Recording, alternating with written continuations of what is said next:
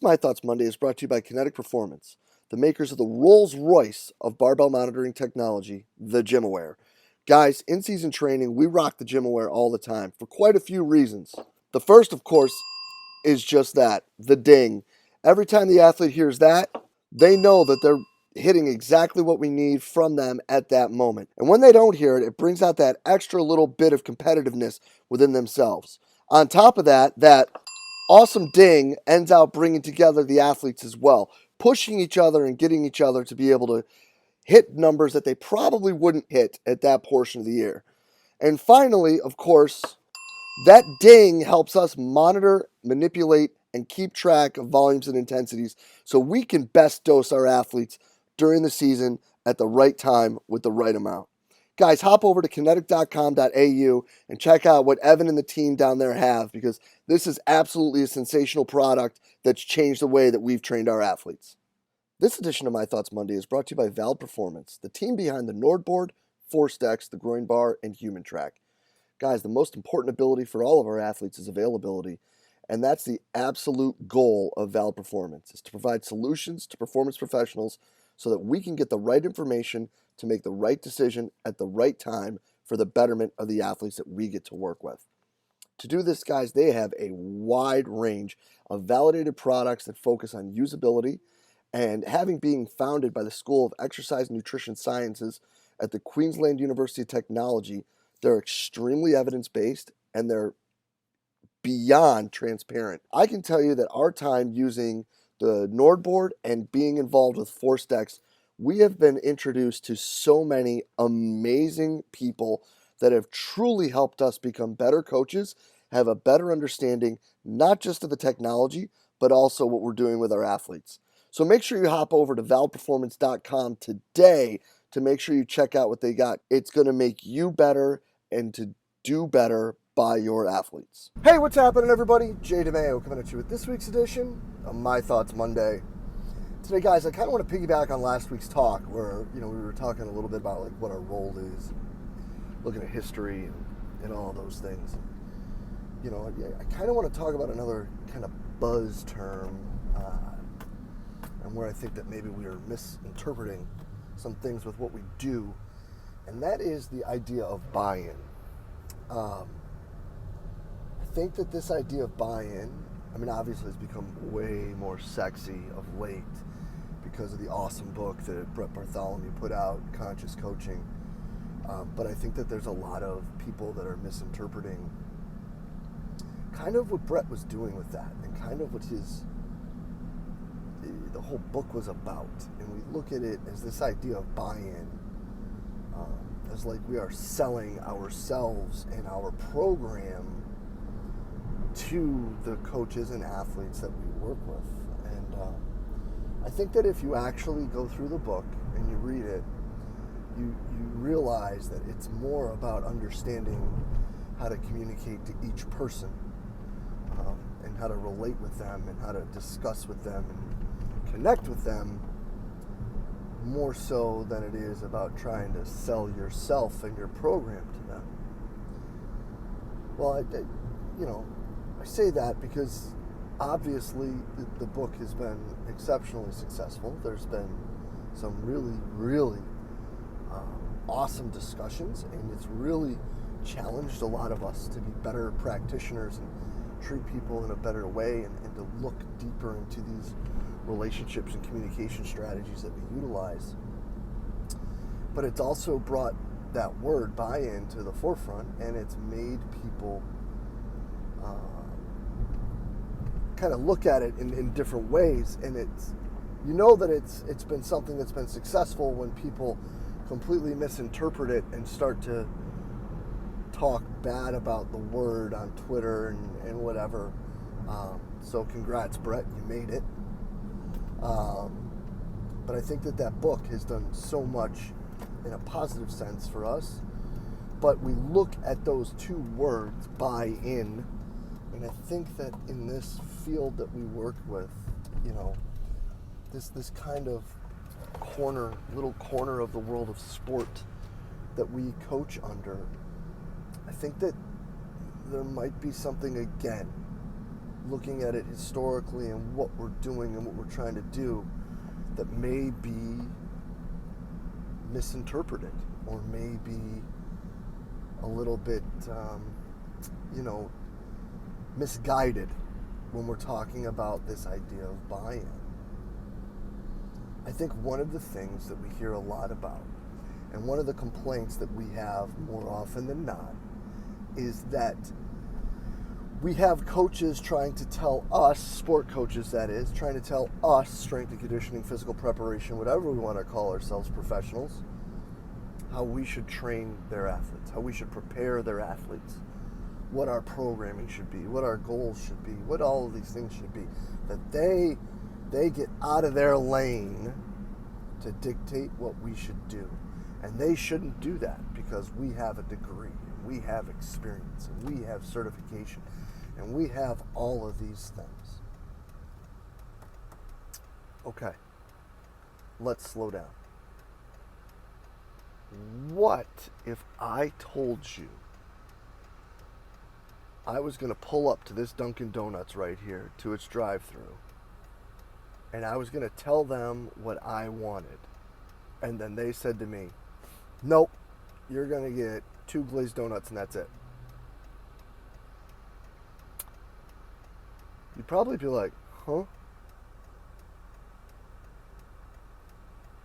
Well, I say that because we also talk about we're in a support role, right? We're here to support the athletes and support the coaches. But when they tell us what they want, and they tell us what's important, and they tell us what our goals should be,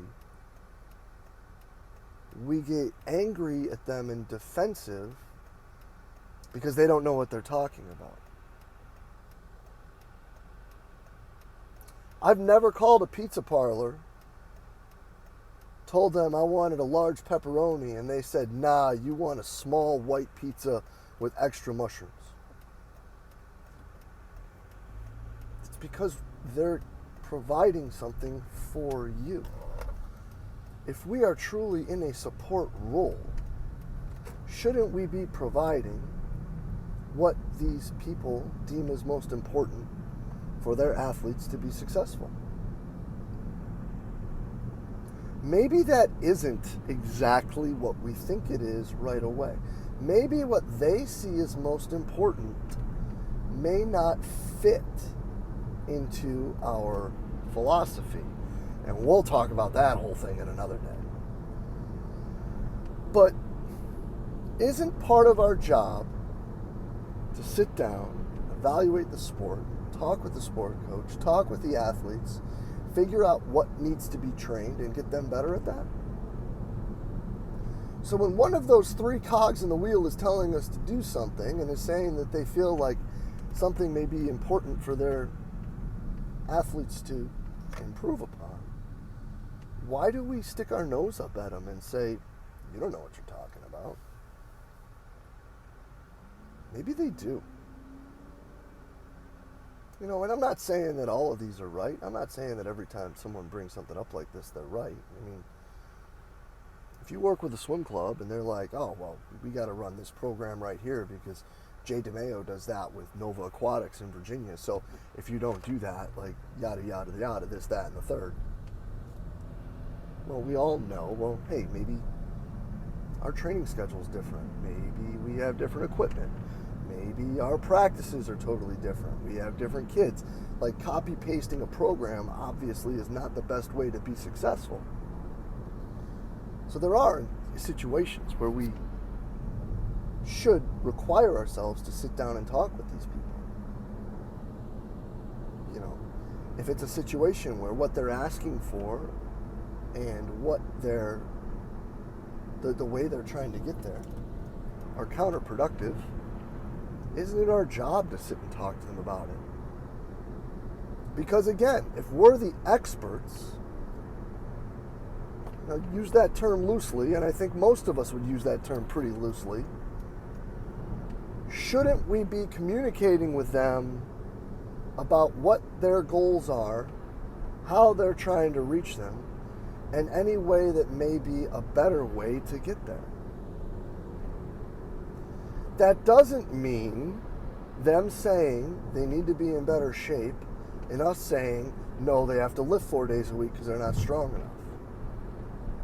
I don't think that that's where we fit. And I think that all too often we do put our guard up and we get very defensive over that. But if we are supposed to be experts in all realms of physical preparation, and we are supposed to be experts in understanding how we can make these athletes bigger, stronger, faster, more explosive, in better shape, aerobically, anaerobically, whatever it may be, then when we're called upon to provide those improvements, shouldn't we be able to provide those specific improvements? And shouldn't we be able to sit there and talk with coaches about how, what, and why we're doing it? They should give us the goal, they should give us the direction, and we should provide the GPS with how to get there. They give us the starting point and the ending point. We give the directions. And when we fight with how to get to that end point, are we ever going to get to that end point? And then piggybacking that, what I can tell you through 15 years of doing this here is the more you give, the more you get. So if you really do feel like those other things are that important, give them what they want. Provide what they want. And provide it successfully, and they'll back you more and more and more as you move forward. But let's just remember that at the end of the day, the next time you go to the bar and you just stand there and you stare at the bartender and they say, what can I get you?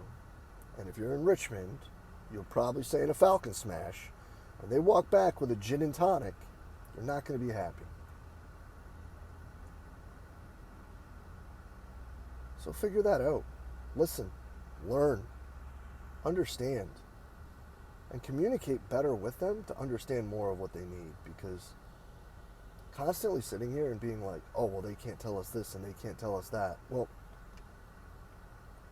they kind of can, because we're there to support them and the athletes that they provide us. So, I don't know. You could be in complete disagreement to this, and I'd love to have this be more of an open discussion, but I think that this is a discussion that needs to be had at a higher level, because I think that, again, it's a time where we're borrowing trouble. Because at the end of the day, right, if you can't provide them what they're asking for, you're probably in the wrong position anyway, right? So, I don't know. Would love to hear your thoughts, comments, criticisms on this idea, but I think that this is something that, again, we need to talk more about, we need to be more flexible about, and it's going to help us all be better at the end of the day. So, as always, guys, truly appreciate everything you do for us here at Central Virginia Sport Performance. I'll be back next week with another My Thoughts Monday. I'll see you then.